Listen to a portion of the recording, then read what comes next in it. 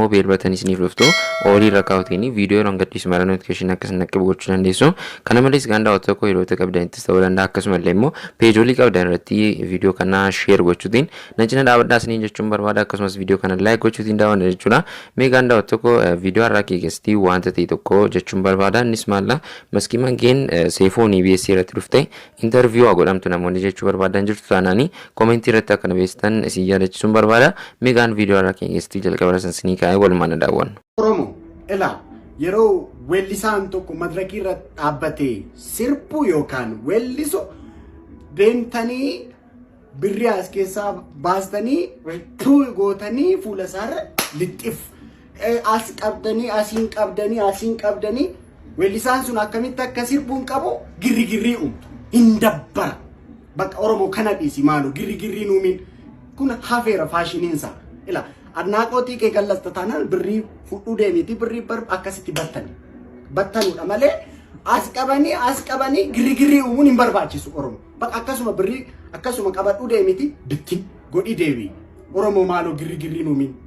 Oromoo girrigirrii nuumin maaloo carrasaa. Eegaan girrigirrii nuuminaan hojjechaa jira. Mucaan kun baay'ee dhugaa isaadha. Mucaan kun inni dubbachaa jiru yeroo baay'ee artistoonni baay'een gaafa marrakiitti ba'anii sirbanii namoonni baay'een dhaqanii na canaannaqu jechuun girrigirrii nuumu kun immoo wanta hafuu qabuudhaan jedhaan iyyuu gama kootti daawwattoota koo jaalala keessanii karaa biraatiin ibsachuu dandeessu. Yeroo inni bu'us ta'uu danda'a akkasumallee immoo bakkeetti gaafa argattan jaalala keessan ibsachuu dandeessu. Kana malee gaafa marrakii irratti qabdanii dhugumadha girrigirrii uumuun sirrii miniin jechuu barbaadan daawwattoota koo viidiyoo kanaan akkasiin bohaartan abdii guddaan qaba. Yaada qabdu taanaan viidiyoo kana irratti koomentii irratti akka beessitan gamuudhaan si yaadachiisuun barbaada. Akkasumallee immoo viidiyoo kanaan like gochaa daawwana jechuudha daawwattoota koo meegaan viidiyoo ta'an dabar. Beeksisa shamarran biyya keenya hundumaatiif jechuudha. Manatti akka salphaatti akkasiin firfirii distii tokko guutuuf ittaan beekna. Sasin nyaachuu yookaan gurshachuudhaaf illee qabdan tokko utuu sin hirkaa kufee akka miila keessan cabsu beekna. Kan nyaatan illee harka keessan irratti hafu akka mucaa xinnoo quubsu beekna. Garuu bakkeetti yeroo nyaata nyaatanii quba sadii maaf nyaattu gaaffii dhugaa. Akkuma bartanitti maddii lama guutaatti akka baabura midhaan daakutti akkuma sanatti nyaataa uummata dhashti dhageessanitti horii gorsaaf gaaffii. Dubartoonni manatti baay'ee guddistanii nyaatan bakkeetti sirriimatti nyaadhaa akkuma manatti nyaatanii jechaa jira gaanii mular jedhama gaa mucaan kun abbaa manaa maskii mangeedha. Namootni hin beekniin asumaan wal baraan isiniin jechuun barbaada. Feesbuukii isaa Mular West jettanii sarchi gochuutiin argachuu dandeessu. Akkasumallee immoo tiktookii banateera yeroo dhiyoo kana tiktookii isaarree Mular West jettanii sarchi gochuutiin argachuu dandeessu jechuudha. Daawwattoota akkoo mucaa kana jajjabeessaa isiniin jechuun barbaada.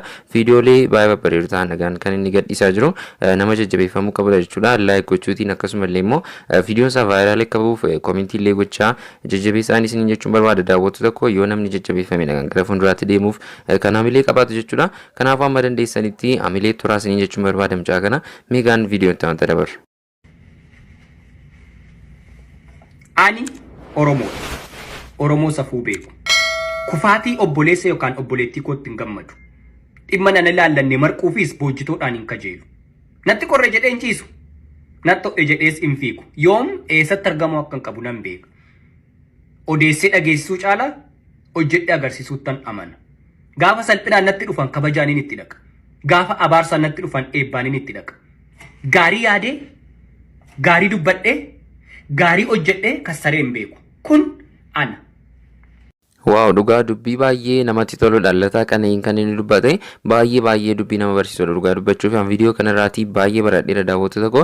Lataa kaneen viidiyoon yeroo baay'ee gadhiisu dhugaa wantoota baay'ee namatti tolanidha. Walaloodhaan beekama baay'ee yeroo baay'ee akkasumallee immoo darbees waan akkasii motivational speech wayii hinga gadhiisa. Egaa viidiyooleen akkasii gaafa hojjetaman daawwattoota koo baay'ee jajjabeeffamuu qabu jechuudha. Meegaan yaada qabdu taanaan viidiyoo lataa kanee amma daawwattan irratti koomentii irratti akkana beeksisan gammannaan si yaadachiisuun barbaada daawwattoota koo. Koomentii booksiin keessaniif yoonidha yaada qabdu hundumaa achirratti barreeffachuu dandeessu jechuudha. Kana malees ganda tokko viidiyoo kana like gochaa daawwanna jechuudha. Akkasumas chaanalii kana subscribe gochuu keessan akka hin daganne viidiyoolee biraatiin akka lagaruuf gatiin fayyadamuuf jechuudha. Meegaan viidiyoon ta'amta dabaru. Ijoollee dirree dawaa isin arrabse histii malee aanannee hin qabdan yoon isin jee kam jettan. Mee daa'ii dirree dawaa takka dhiira yoo isin jaan mee baasaa jee dirree dawaa keessaa daa'ii ni qabdanii. Hogguutu biyya biraatti irraa dhufaniitti da'awaa isinii godhanii isinii jee warra dirree dawaa. Mee nillee hin qabnuun isinin jaabar a'azzakumullah hinaafuu hin beeytanii jaalowwan kiyya anaatu jiraa jechuun beeytanii qaawwa inni bane mootummaan Soomaalee fi Oromoo walitti araarsuu dhabdeeti bar jaalowwan kiyya ka islaamaa fadiilati sheekhu doktor Abu Ammaar Amiin Ibroo jecha lamaan hin yaadattanii guyyaa san isin ajjeesanii arafaa hin dhaqinaa jaanii dhaynee walitti maramee namuu karaa mana isaa galee wallaahi hin galu. Dubbii baay'ee nama ajaa'ibsiisudha kan inni haasaa jiru daawwattoota koo akkasin viidiyoo kanarraati baratan abdii guddaan qaba jechuudha. Egaa itti fufuu qaba jedhee yaadan namichi kuni baay'ee jajjabeeffamuu qaba. TikTok irraatidha kan argadhe viidiyoo kana kan isaa akkaawuntii sirriiraati mini haa ta'ullee malee garuu namni biraa waan akka kirooppii wayii godheedha kan inni gadhiise. Egaa baay'ee namatti tola kan haasaan haasa'u baay'ee nama barsiisa daawwattoota koo ituu hordoftanii baay'ee natti tola naanillee jechuudha. Egaa daawwattoota koo turtii keessan amma yoonaan afaan akka taasisaa jirtan abdii guddaan qaba. Egaa chaanalii kana subscribe gochaa daawwannaa akkasumallee immoo viidiyoo kana like godhaan sin jechuun barbaada akkasumallee immoo yeroo qabdanitti share gochuu keessan akka dagannee daawwattoota koo isiniif waan salphaadhaan hangaruu wanta baay'ee na fayyadu gatiiteef jechuudha. Akkasumallee immoo yaada qabda hundumaa comment irratti na beeksisaa isiniin jedhee isin yaadachiisuun barbaada jechuudha. Meegaan viidiyoon ta'u dabarra.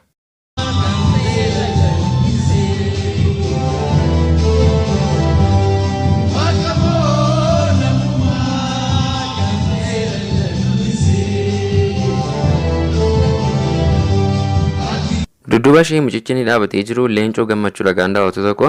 Egaa isa duukaadha kaliipsiingii kan isheen hojjechaa jirtu.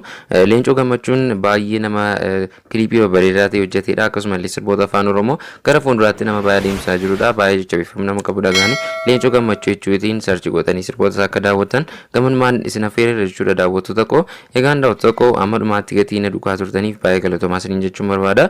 Viidiyoolee babbareedoo ta'an kan biraatiin akka agarruuf ammallee chaanalii kana subscribe gochaa akkasumallee immoo beelbatanii isiniif dhuftu olii rakkaa'u keessan akka hin daganne akkasumallee immoo hiriyoota qabdanittis ta'uu danda'a peejoolii qabdan irratti viidiyoo kana share gochuu keessan hin dagatiin akkasumas viidiyoo kana like gochuutiin fixna jechuudha daawwattoota koo amma dhumaatti gatii na daawwattaniif baay'ee galatoomaa.